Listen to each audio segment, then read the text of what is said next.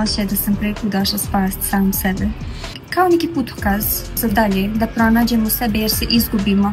Okolina nas buni, očekivanja drugih ljudi nas zbunjuju. Sve to što radimo da nekom drugom udovoljimo, zbuni nas i zaboravimo ono zašto smo to počeli u stvari.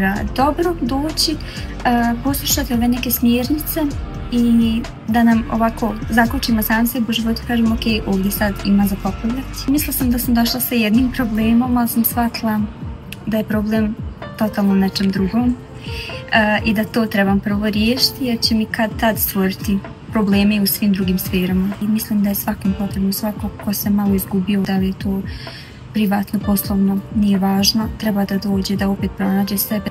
Shvatila sam da nikom ništa ne dugujem i da niko ne duguje ništa meni. Danas sam dobila brak, sljedeći put voljela muža. Vjerujem da se ovo trebalo desiti i da će ovo biti najbolja godina za mene.